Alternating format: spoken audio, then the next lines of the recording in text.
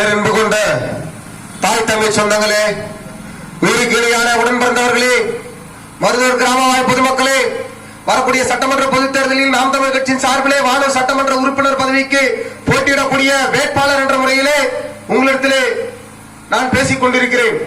அன்பான சொந்தங்களே, ஒரு வேட்பாளர் பொதுமக்கள் வீதியிலே மக்கள் மன்றத்திலே தங்களுடைய கட்சி கொள்கை கோட்பாடுகளை முன்னிறுத்தி தங்களுடைய ஆட்சி வரவை முன்னிறுத்தி நாங்கள் முன்வைக்கக்கூடிய திட்டங்களும் நாங்கள் கொண்டு வர இருக்கக்கூடிய சட்டங்களையும் முன்னிறுத்தி பேசக்கூடிய வேட்பாளர் உங்களுக்கு அரிதாக இருக்கலாம். அன்பான சொந்தங்களே, நாம் தமிழ் கட்சி பிள்ளைகளால் மட்டும்தான் அதை சாதிக்க முடியும்.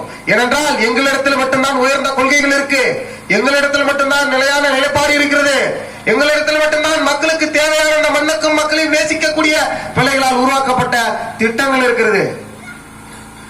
நான் வந்தா என்ன செய்வேன் அப்படின்னு சொல்ல முடியாத வேட்பாளர்களை நீங்கள் தேர்வு செய்ய போறீர்களா, இல்ல நாங்க வந்தா என்னென்னலாம் செய்வோம் அப்படின்னு உங்களிடத்துல வெளிக்கு சொல்லக்கூடிய ஒரு பிரதிநிதிகளை உங்களுக்கு தேர்வு செய்ய போறீங்களா என்பதை நீங்க புரிஞ்சுக்கணும்.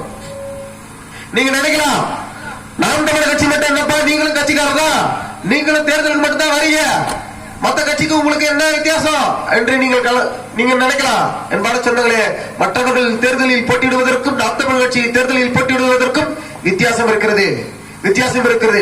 காரணம் என்னவென்றால் திமுகவை சேர்ந்தவர்களோ அதிமுகவை சேர்ந்தவர்களோ வேட்பாளரோ இல்ல கட்சி நிர்வாகிகளோ அவர்களுக்கு சொந்த நிறுவனங்கள் இருக்கிறது, சொந்த நிறுவனங்கள் இருக்கு, கல்குவாரி இருக்கு, மண் குவாரி இருக்கு, ஆத்து மணலத்தில் கொள்ளையடிப்பதற்கு மணல் குவாரி இருக்கு, ரியல் எஸ்டேட் கம்பெனிகள் இருக்கு. இது போன்ற எண்ணற்ற நிறுவனங்கள் கட்சியை சேர்ந்த நிர்வாகிகளிடத்தில் இருக்கு.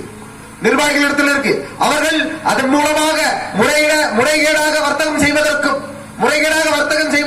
அதன் மூலமாக கெட்ட லாபம் அடைவதற்கும் அவர்களுக்கு ஒரு பதவி தேவைப்படுது. நல்லா தெரிஞ்சுங்க. ஒருத்தர் ஒரு கம்பெனி வச்சிருக்கிறார், அந்த கம்பெனிக்கு ரைடு போவானா? எம்எல்ஏ கம்பெனி இருக்கு, எம்எல்ஏ கம்பெனிக்கு ரைடு போவான். எதுல போவான்? எம்எல்ஏ கம்பெனி தொடமாட்டா. ஏன்? MLA company. ரெண்டு குவாரி இருக்கு.